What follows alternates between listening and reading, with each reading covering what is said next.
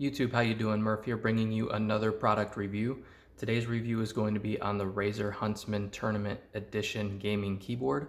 This is a TKL keyboard from Razer that offers optical switches. The one I have here are their linear optical switches. We'll start off by talking about the design and build quality of this keyboard. Obviously, being a TKL, it is missing the numpad over here on the right side, so it's a little bit shorter, more condensed than a full-size keyboard, but it's still larger than, say, a 60 or 65% keyboard. So you're going to get those dedicated arrow keys and a lot of these function keys up here, as well as a full row of function F1 through F12 keys at the top. Overall, I really like the design of this keyboard.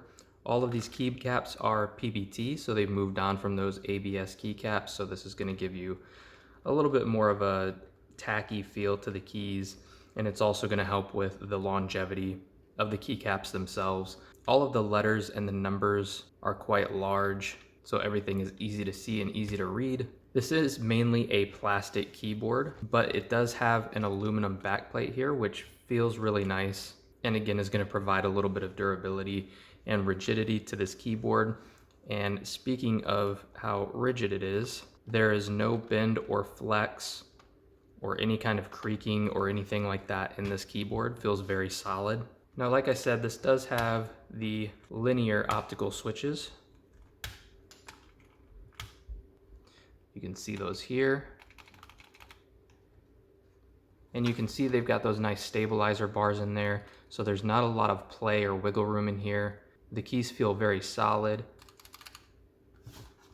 very nice to press.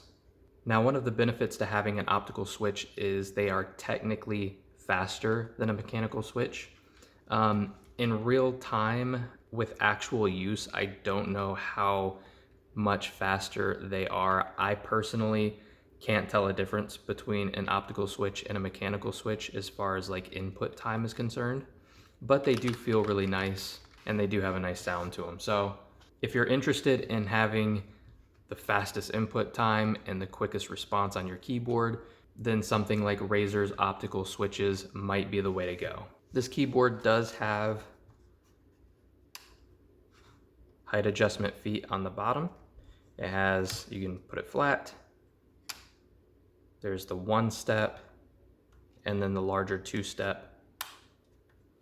So it won't be a problem to find your perfect angle for this keyboard. So overall, the design is really nice and everything feels very sturdy and durable. This keyboard should last you for many, many years. Now, since we've already mentioned the linear optical switches on these, we'll go ahead and move into kind of a sound test here. This first test will be if you were just normally typing on a computer, doing a report or something like that, or just doing some light gaming.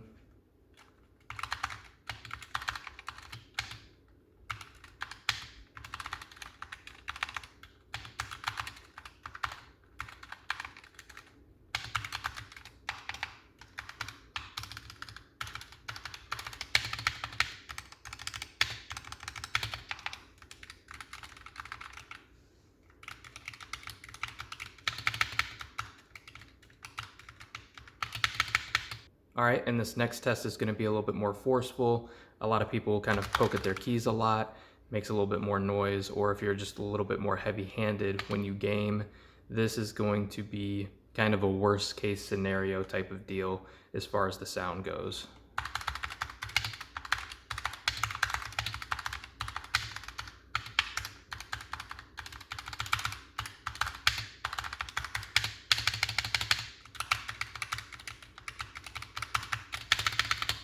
So you can hear these aren't the quietest of switches, especially for a linear switch. That's typically been the case with other Razer switches as well. I typically find them to be quite loud, even the ones that are supposed to be a little bit more dampened. But a lot of people like that, some people don't. That's just gonna have to be one of those things that you decide for yourself before you purchase this keyboard. And they do feel very smooth when you type on them. So it does feel nice when you're typing or gaming on this keyboard.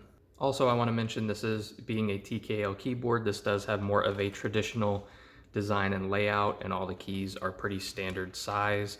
So if you want to do a keycap swap, you should have no problem at all doing that. And they're very easy to remove and put back on as well. So if you want to do a keycap swap, you should have no problems there. The RGB on this keyboard looks very nice. All the colors are very bright, and you can switch the RGB options in their Razer Synapse software. Razer offers a ton of customization, not only with the colors and color options, but also with assigning macros or doing anything else you need as far as customization for the keys. Razer does a really good job of that through their software. There's tons of options. The Razer Synapse and Razer Chroma software are really, really good. I think Razer and Corsair probably have the two best software options for RGB functions and key functions and stuff like that on the market. So it's really easy to switch all of this up. Now, with that being said, we'll go over some of the stuff that you can do in the Razer Synapse software right now. Once you download the Razer Synapse software, this is essentially what you'll be presented with. You can choose your Razer product here. If you have other Razer products like headsets or mice or anything like that, they'll be listed here under devices, and you can adjust all of those individually, but we're going to click on the keyboard for now. And right here you have your onboard profiles so that you can assign different profiles to this keyboard so that you can switch easily between those. And you can also adjust the layout here as well. I'm going to leave that standard. Now, if you hit this menu over here, you're going to see all those key assignments that I was talking about before. So let's say you come down here to the number 6. This is all of the stuff that you can do or change or map to that number 6 key. I'm not going to touch any of this. I'm not a big fan of altering the keys, but just be aware of all the different options that you can do with each key on this keyboard. Now, if you come over here to lighting, this is where the fun stuff is, right? This is where most people are going to come to change their colors or color options. You can see here, you can actually just, with the flick of a button, turn your backlight off if you prefer to have it off for some reason, or you can turn it on and adjust the brightness level and intensity right here. You can also choose when to switch the lighting off, when the display is turned off, or when it's been idle for a certain amount of minutes. I'm going to leave both of those off for the moment. And here's your quick effects. Your quick effects are going to be just your typical pre-installed lighting effects. Here you see the spectrum cycling, where it's just kind of cycling through all of those different colors. Here's ambient awareness, audio meter. I'm going to play some music right now. This is basically just going to switch the colors based on the music or the audio coming through your desktop. You guys won't be able to hear this music. I've got it muted. Obviously, I don't want to get a copyright strike here, but there's music playing, and that's why these colors are switching and changing color and patterns in the background there. I'll turn that music off. Here is a breathing pattern where it's going to get bright and then dim back down. You can choose between 2 colors, or you can randomize the color there. Here's fire. This is one of my favorite modes by Razer. I was using this when I was doing the Razer Huntsman Mini review as well. Reactive. Reactive is basically just going to be when you type on a key, it'll temporarily light up. Here's the ripple effect. It's just going to ripple out from all directions when you hit a key. Here's starlight. Again, it's just going to kind of go between 1 or 2 different colors. We'll throw red in there as well. Static, just as the name implies, it's not going to change. It's just going to stay at 1 color at full intensity, and you can choose which color you want. And then you've got your typical wave pattern, which is usually my default, and you can change which direction that flows in. And you've got wheel.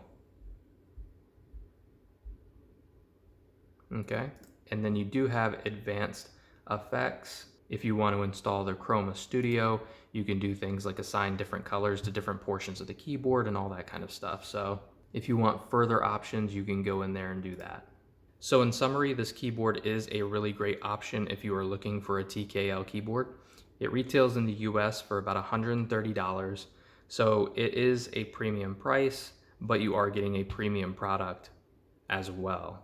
There are some cheaper options on the market, but at this price point, $130, the quality of this keyboard is solid. I would not have a problem paying $130 to pick this one up. It's gonna last you a really, really long time. There's tons of color options. The keycaps feel very nice. And if you're a fan of Razer optical switches, then this keyboard is really kind of hard to beat.